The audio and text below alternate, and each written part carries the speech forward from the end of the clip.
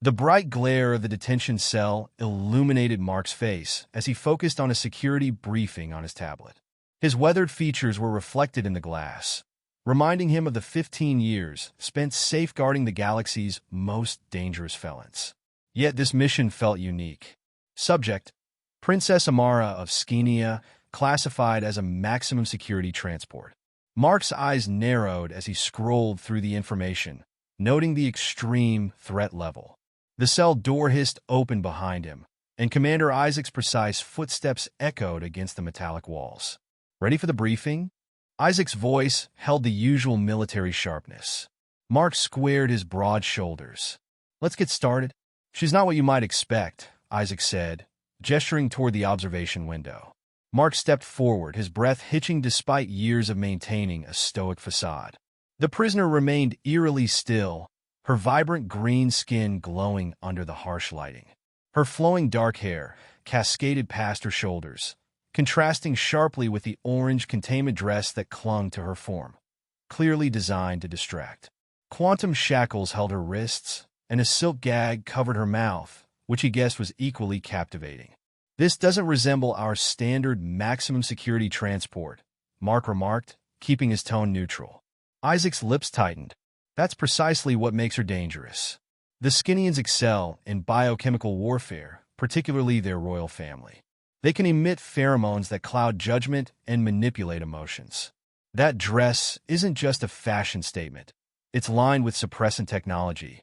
Mark processed this information, watching as Amara's head turned slightly toward the window, seemingly aware of their presence, even if she couldn't see them through the one-way glass.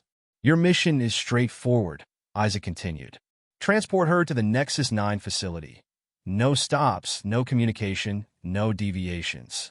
The political climate with Skenia is volatile, and her capture must remain under wraps until she's secured." "What's she in for?" "That's above your clearance," Isaac replied, handing him a security chip. "All you need to know is that if she doesn't reach Nexus 9, we're looking at a potential interstellar conflict." Mark pocketed the chip, his mind already crafting contingency plans. "Is the ship ready?" "The Starks are prepped on Pad 7, equipped with the latest stealth technology, automated defense systems, and a separate containment pod for the prisoner. You'll be the only crew. You launch in 30. Isaac's expression softened slightly. "Be careful, Mark. The beautiful ones are always the most lethal." 15 minutes later, Mark entered the cell, medical scanner in hand. The standard procedure required checking for hidden weapons or technology before transport. He had done this countless times, but something about Amara's stillness made his skin prickle. "I'm conducting a security scan," he announced, striving to maintain a professional tone. "Please stand." She rose with graceful fluidity, her bound hands held delicately in front of her. Even gagged, there was an undeniable regality in her demeanor. The scanner hummed as he moved it around her, maintaining a cautious distance despite an urge to step closer. The device chirped, indicating all clear, but Mark noticed something else. Her breathing had quickened slightly. Was she anxious?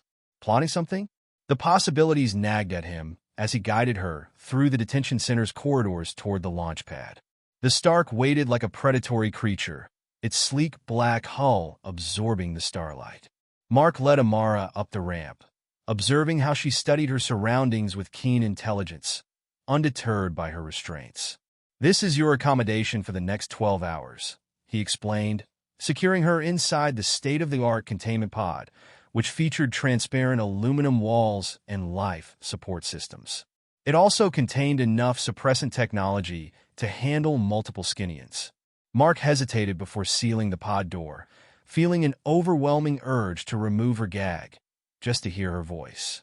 Training won out, and the door closed with a soft hiss. In the cockpit, Mark conducted pre-flight checks with practiced efficiency, attempting to ignore his passenger behind him.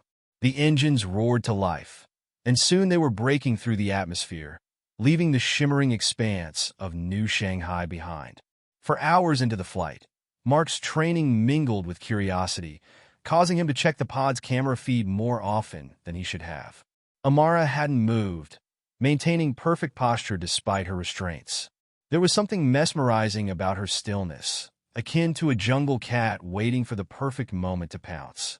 Suddenly, warning alarms shattered his concentration. Multiple system failures appeared on his display. Engine power dwindling, navigation offline, life support failing. What the hell? Mark muttered, fingers dancing across the controls as he tried to pinpoint the cause. Nothing made sense. These systems were not interconnected and shouldn't be failing all at once. Through the cockpit window, he spotted a dusty brown planet. Their trajectory, no longer corrected by the navigation systems, was pulling them toward its gravity well. Mark keyed the emergency beacon, but only static greeted him. He glanced back at the pod feed. Amara had finally moved, her head tilted as if she were listening intently to the alarms. Was this her doing? Some hidden Skinian technology the scanner had missed? No time to wonder. The planet's atmosphere rushed to meet them, the hull beginning to glow from re-entry heat. Mark wrestled for manual control, fighting the failing ship. They might survive if he could just... The impact hurled him against his restraints. Metal screamed. Emergency lights flashed. When the chaos settled, Mark found himself staring out at an endless desert landscape through a cracked view screen. They were down, alive but marooned on an unfamiliar world with failing systems and a potentially lethal prisoner. He looked again at Amara's feed. She was staring directly into the camera now, and even through the grainy image, he could have sworn he saw her smile behind the gag. Cursing under his breath, Mark ran another diagnostic as each system reported critical failures. Main power was at 12%, communications were dead, and life support was relying on auxiliary.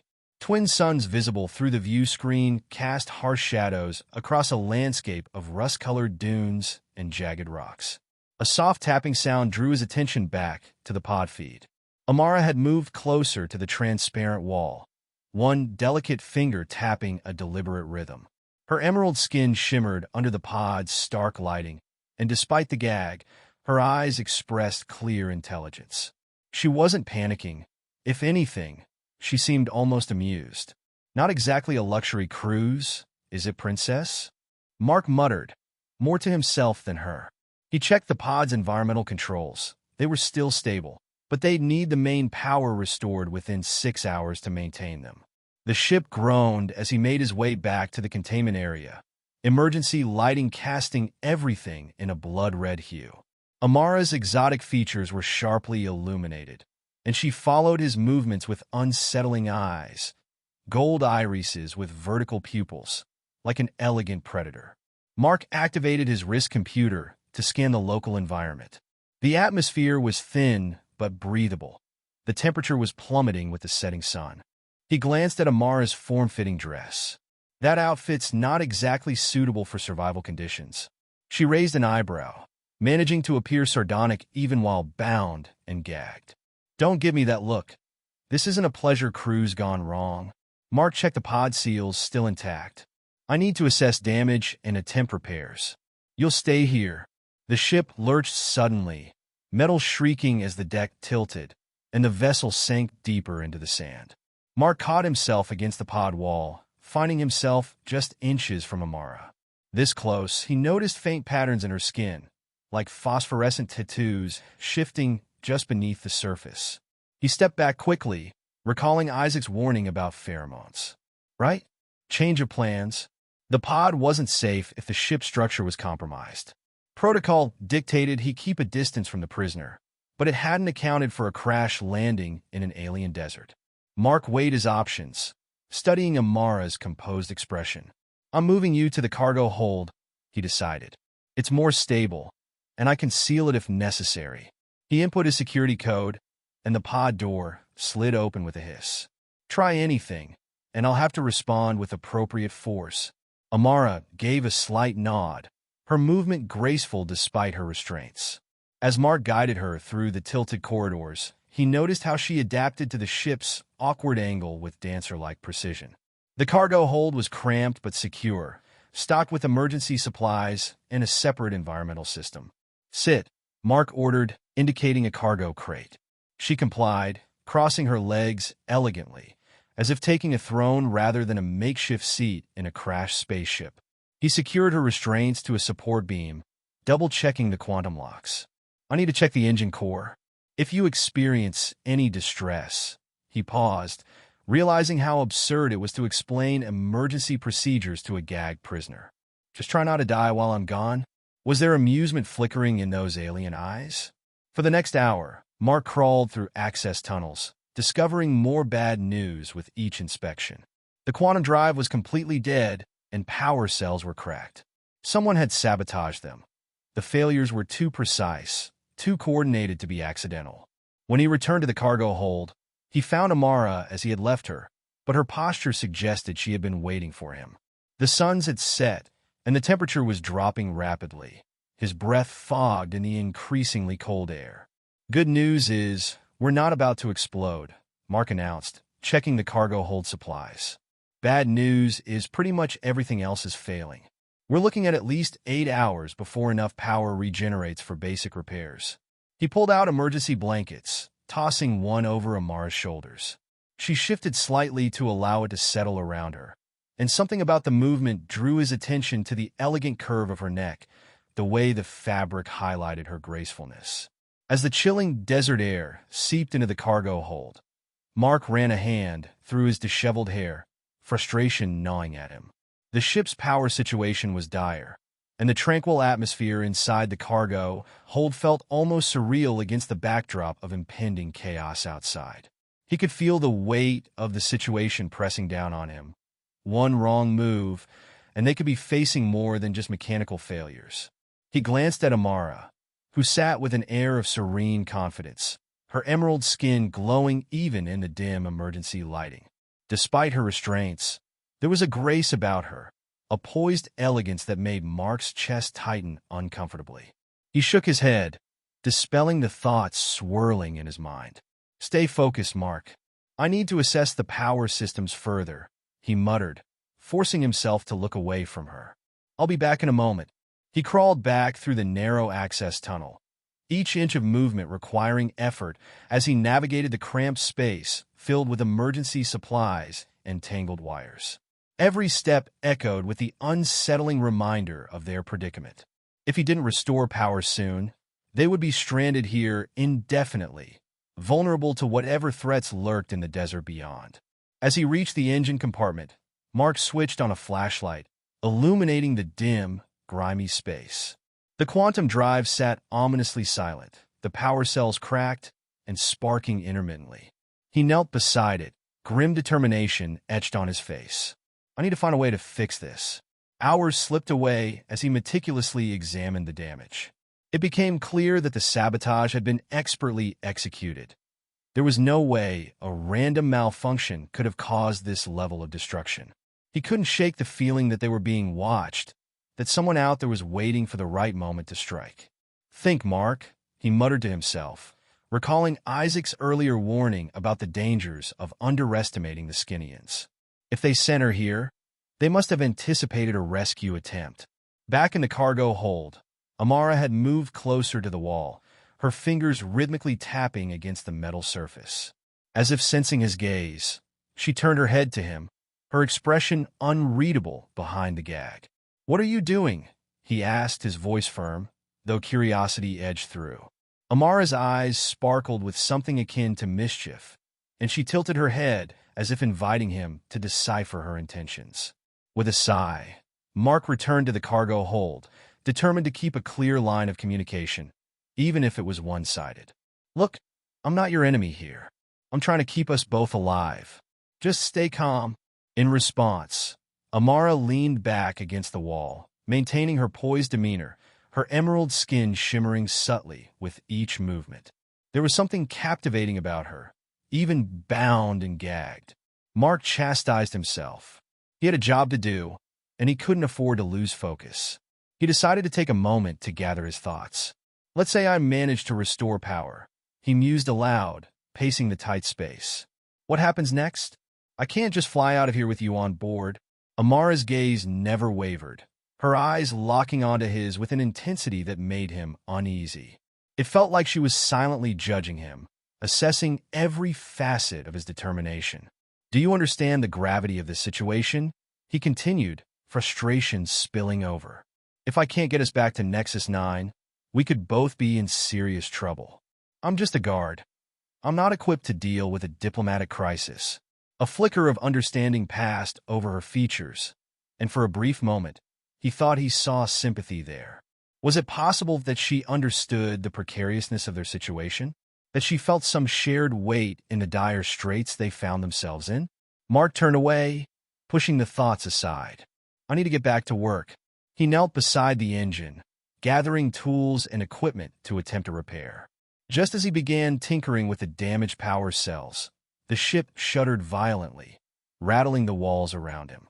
Mark gripped the edge of the engine compartment to steady himself, panic flooding his veins. What now? He breathed, rushing back to the cargo hold. When he reached the door, he found Amara standing with her hands bound, her gaze fixed on the wall opposite him. "Are you okay?" he asked, noting the way her expression had shifted from calm to alert. "Something's out there," she mouthed, her eyes wide, filled with urgency. Mark felt a chill run down his spine. "What do you mean?"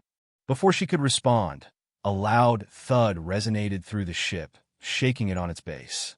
The emergency lights flickered, casting erratic shadows across Amara's features. "Stay here," Mark ordered, but the urgency in her eyes stopped him. She was right. They needed to assess the threat. He opened the cargo hold door, peering out into the narrow corridor. It was dimly lit, and the sound of crunching sand echoed in the distance. Mark stepped cautiously into the hallway, Amara's eyes following him, filled with a mix of concern and fierce determination. "I'm serious. Stay put," he warned, but she shook her head slightly, defiance evident in her posture.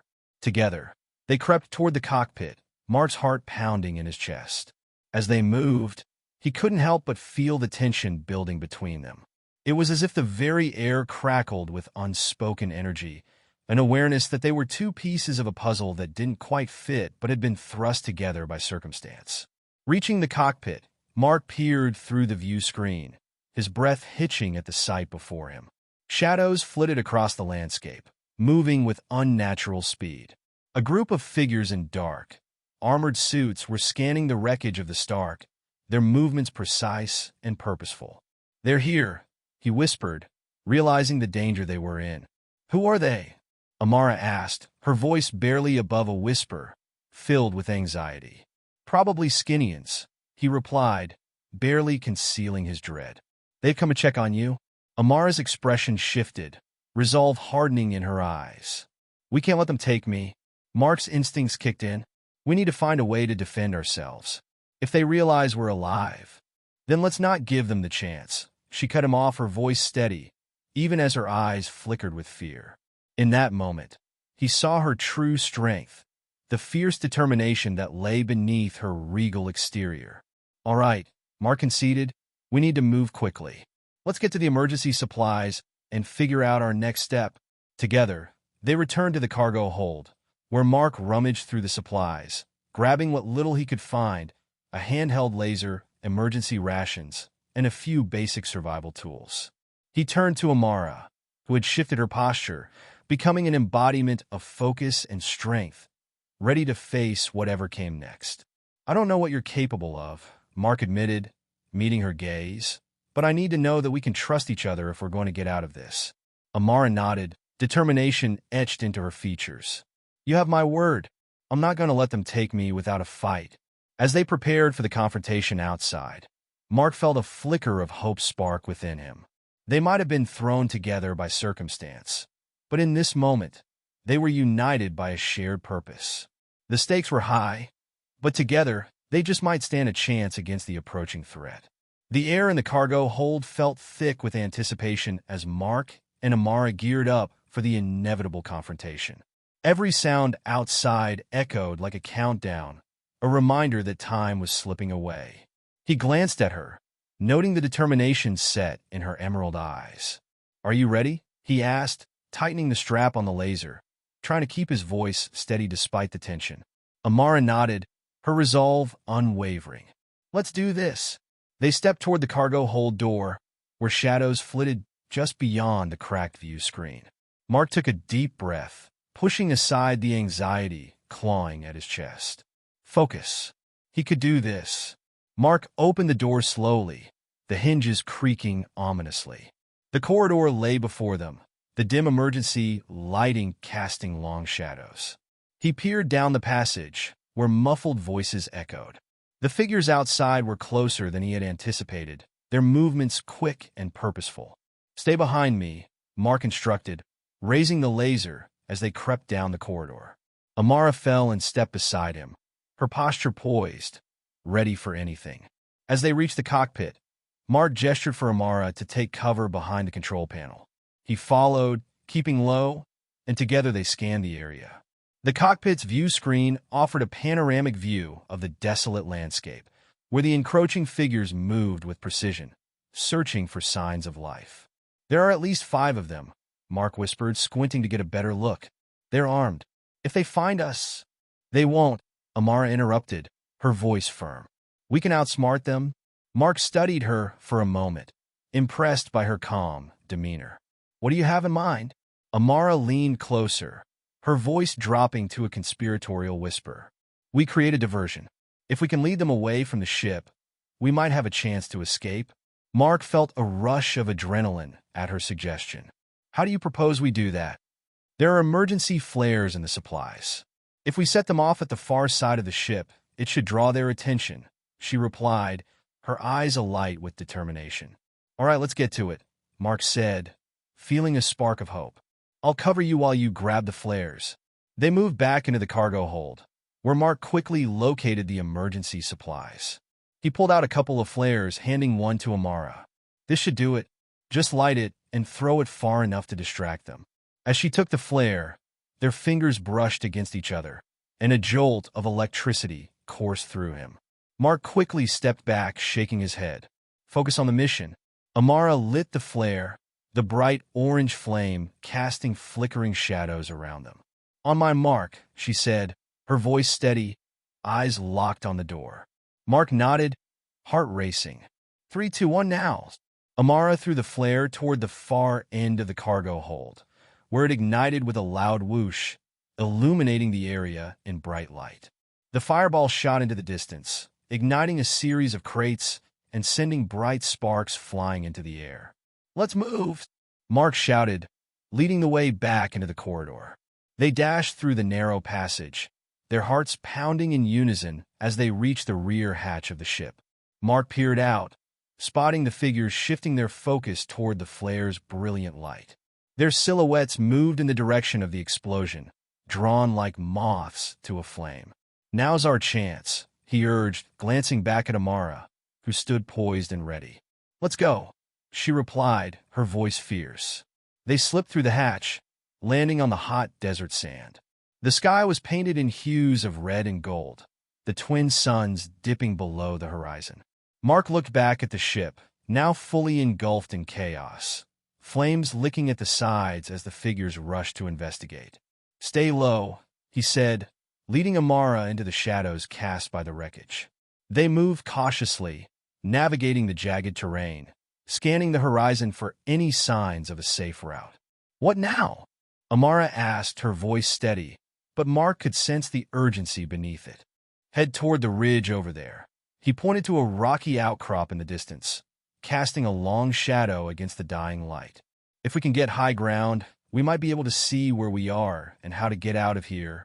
They raced across the sand, the heat of the day still lingering as they reached the base of the ridge.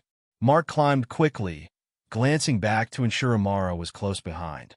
"Keep moving," he urged, adrenaline fueling their ascent. They reached the top, panting, and Mark scanned the horizon, searching for any signs of civilization. "What do you see?" Amara asked, her voice breathless but laced with determination. Mark's gaze swept over the expansive desert, dotted with craggy rocks and the occasional flash of color that might signify vegetation. But in the distance, something else caught his eye, a flicker of light against the darkening sky. "Over there," he said, pointing. "That looks like a settlement or something. Do you think it's safe?" she asked, her brow furrowing. "We won't know until we get closer," he replied, steeling himself for whatever lay ahead. "But it's our best option." With a shared nod, they began their descent, making their way down the ridge and toward the distant lights. The shadows deepened around them, the atmosphere growing heavier as they moved closer to the unknown. As they approached the settlement, Mark felt a knot of anxiety tighten in his chest. He had no idea who or what awaited them there. The soft sounds of chatter and the clinking of metal drifted through the air, blending with the evening breeze. "Stay close," he instructed, gripping his laser tightly. Amara fell into step beside him, her presence both calming and electrifying. As they entered the settlement, the environment shifted dramatically. Tents and makeshift structures lined the streets, glowing lanterns illuminating the faces of various alien species mingling and bartering, laughter ringing out like music in the air. "Looks like we're not the only ones stranded," Mark murmured, surveying the crowd. "Or it could be a trap," Amara cautioned, her eyes scanning the area. Just then, a figure stepped into their path, a tall being with intricate patterns etched into their skin and a face that seemed to shift with the light. "You look lost, travelers," the figure said, their voice smooth and melodic. "Welcome to Zyrath. What brings you to our humble settlement?" Mark glanced at Amara, sensing her tension beside him. We're in need of help," he replied, trying to gauge the stranger's intentions. "Help, you say? Many come here seeking refuge," the being said, tilting their head with curiosity. "But not all who wander have good intentions. What do you offer in return?" Mark's heart raced as he considered their options. "We can offer labor, assistance, whatever you need," he said, desperation creeping into his tone. The figure's lips curled into a knowing smile, revealing sharp teeth. "Labor is good, but we value knowledge and connections above all. If you have information about the Skinnians, you may find our hospitality quite generous." Amara stiffened beside him, and Mark felt the weight of her gaze. "What do you know of the Skinnians?" she asked, her voice steady. The being's eyes sparkled with interest. "Much and more, Princess. Much and more." Mark glanced at Amara, the realization of her identity crashing over him like a tidal wave. "You're a princess?" he breathed, his mind racing with implications. Amara nodded, her expression a mixture of resignation and defiance. "It seems my past has finally caught up with me." With the gravity of their situation sinking in, Mark steeled himself, aware that this was just the beginning of a much larger battle. They were caught in a web of intrigue, and he was determined to protect her, no matter the cost. "Then let's find out what we can do to help," Mark said, resolve hardening in his chest.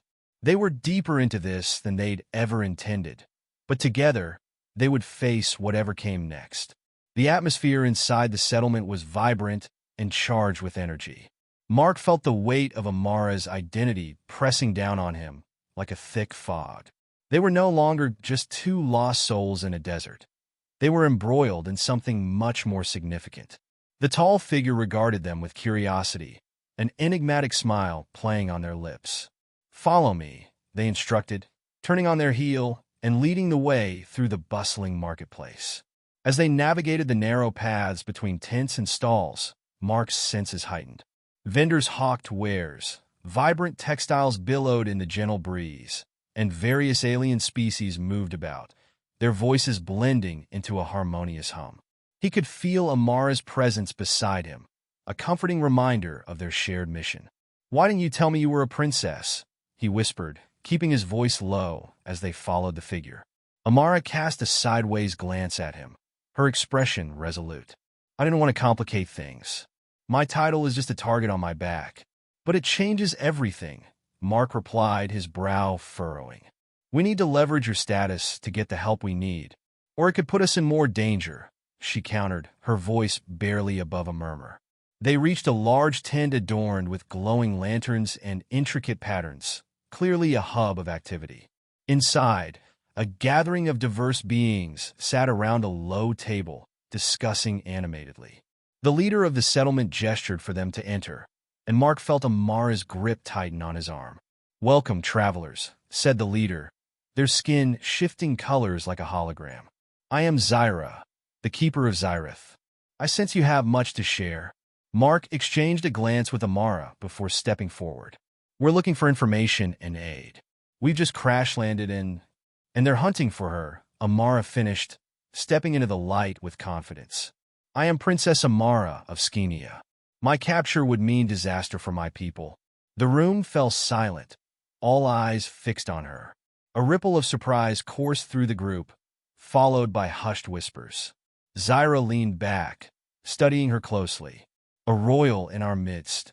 We are honored, but your presence complicates things." "I understand the risks," Amara replied, her voice steady. "But if I'm captured, it won't just be my life at stake. Interstellar relations will be thrown into chaos."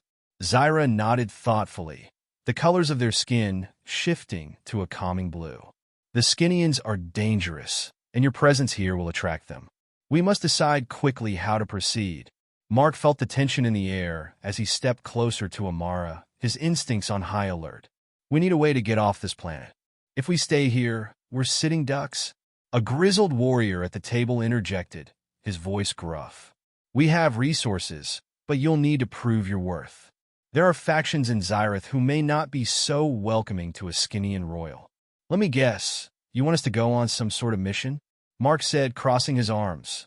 Zyra smiled, their skin shifting to a vibrant shade of green. "You are perceptive. There's a shipment of supplies we need to recover. It's being held at a nearby outpost that was recently raided by raiders. If you retrieve it, we'll provide a ship to get you off this planet." Amara's eyes sparkled with determination. "We can do it. Mark and I are capable." Zyra regarded them carefully. "Very well, but you must be discreet. The raiders are unpredictable, and if they discover your true identities, they'll be hunting you for sport." Mark nodded, feeling a rush of adrenaline. "We'll keep a low profile. Where do we start?"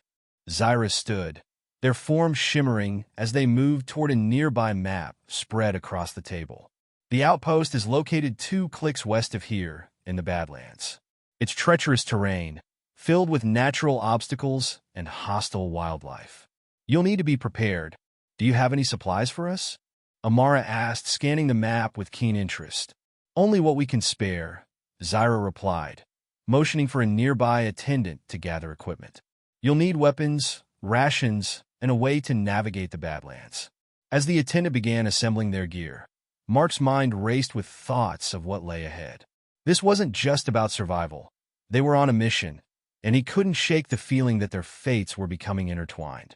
"Mark," Amara said softly, breaking his concentration. "I know I'm a princess, but I don't want to be treated like one. I can fight and hold my own. I wouldn't dream of treating you like anything but an equal," he assured her, feeling the warmth of her determination.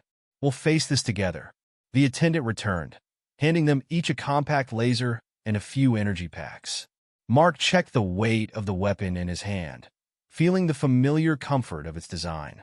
"Are you ready?" Amara asked, her eyes meeting his with a spark of courage. "Ready as I'll ever be," he replied, feeling a surge of adrenaline. Zyra stepped forward, the colors of their skin shifting to a deep crimson. "Time is of the essence. The longer you delay, the more likely it is that the raiders will discover your presence here. Take this map and follow the indicated path. May the stars guide you." With a final nod, Mark and Amara stepped out of the tent, the bustling settlement behind them. They moved quickly through the streets, their resolve hardening with each step. The glow of the lanterns faded behind them as they entered the shadowy outskirts of Zyrath. "Keep your head down and stay alert," Mark cautioned as they ventured into the wilderness beyond the settlement. The terrain quickly shifted, the soft sand beneath their feet giving way to rocky outcrops and sparse vegetation. The sun had dipped below the horizon, and twilight enveloped them in shades of purple and blue. "Do you think the raiders will be there?" Amara asked, her voice low but steady. "It's possible," Mark replied, scanning the shadows. "But if we're careful, we can avoid detection. We'll move quietly and stay on high ground." They pressed on, the weight of their mission heavy in the air. The stars began to twinkle above, guiding their path as they navigated through the Badlands, each step bringing them closer to the outpost. As they neared the coordinates marked on Zyra's map, a strange sound cut through the night, a low, rhythmic thumping, like the beating of a drum. Mark exchanged a concerned glance with Amara. "Do you hear that?" she asked, her brow furrowed. "Yeah," he whispered, instinctively crouching low. "We need to move in closer and find out what's going on." They crept through the rocky terrain, moving silently until they reached a vantage point overlooking the outpost. It was a cluster of makeshift structures surrounded by a rickety fence, flickering lights illuminating the area. In the center of the outpost, a group of raiders gathered, their voices rising and falling in raucous laughter. "Looks like they're celebrating," Mark observed, his heart racing. "Or preparing for something," Amara added, her gaze fixed on the scene below. "We need to get closer," Mark said, scanning for potential entry points. "If we can find the supplies and get them out without engaging, we might have a shot." "Agreed," Amara replied, her determination shining through. "Let's flank them and look for an opening." They moved around the perimeter of the outpost, staying low and quiet. The sounds of laughter and shouting echoed around them, mingling with the distant thrum of the drums. As they crept closer, Mark spotted a supply crate just outside one of the structures, surrounded by two guards who were oblivious to their presence. "Let me handle this," Amara said, her eyes gleaming with focus. "Are you sure?" Mark asked, but she nodded firmly. "Trust me," she replied, slipping away into the shadows. Mark watched as she approached the guards with a grace that belied her restraints. With stealthy movements, she positioned herself behind one of the sentries, waiting for the right moment. With a swift motion, she struck, incapacitating the guard with a well-placed blow. The other guard turned in shock, but before he could raise the alarm, Mark was on him, tackling him to the ground. They quickly secured the guards, Mark's heart racing with adrenaline as he and Amara moved toward the supply crate. "Let's get this loaded," he said, opening the crate to reveal an assortment of supplies: food, medical kits, and energy packs. "Perfect," Amara said, her eyes shining with victory. "Let's load it up and get out of here before they notice." As they hurriedly packed the supplies, a sudden noise made Mark freeze. He glanced over his shoulder, heart pounding. The sounds of laughter and celebration had shifted, growing tense. "They know something's off," he warned, glancing back at Amara. "We need to hurry." Just as they finished packing, a loud shout echoed through the night. "Hey, what's going on over there?" Mark grabbed Amara's hand, and they dashed away from the crate, hearts racing. They sprinted into the darkness, adrenaline propelling them forward. "Where do we go?" Amara shouted, her breath coming in quick bursts. "Back the way we came," Mark yelled, scanning for the path they had taken. They turned sharply, weaving through the rocky terrain as the sounds of pursuit grew closer. Mark's mind raced as he calculated their escape route. "Over there," he shouted, spotting a narrow passage between two large boulders. They ducked into the opening, pressing against the cool stone, trying to catch their breath. "Do you think they saw us?" Amara panted, her eyes wide with fear. "I don't know," Mark replied, listening intently. The distant shouts of the raiders echoed in the night, a chilling reminder of the danger they faced. "We need to keep moving," he urged, peering out of the narrow passage. "If we stay here too long, we'll be trapped." With a nod, they slipped out of their hiding spot, moving swiftly and silently. The sounds of their pursuers faded into the distance, but Mark knew they couldn't let their guard down yet. As they crept through the rocky landscape, Mark felt a growing sense of urgency. They had what they needed, but getting back to Zyrath safely was a whole different challenge. "Do you think they'll come after us?" Amara asked, her voice tense. "I'm sure they will," Mark replied, glancing back at her. "But we'll be ready. Together, we can handle anything." Amara met his gaze, the fire in her eyes a source of strength. "Let's keep moving then." With renewed determination, they pressed on, navigating the treacherous terrain as the stars above shone brightly, illuminating their path. As they neared the settlement, Mark felt a surge of hope. They were one step closer to safety. But even as they approached Zyrath, he couldn't shake the feeling that their fight was far from over. The settlement loomed ahead, the familiar glow of lanterns beckoning them home. But with each step, the shadow of the Skinians hung heavy in the air, a constant reminder of the battles yet to come. With Amara by his side, Mark was ready to face whatever challenges awaited them, knowing that together they could forge a new destiny amidst the stars.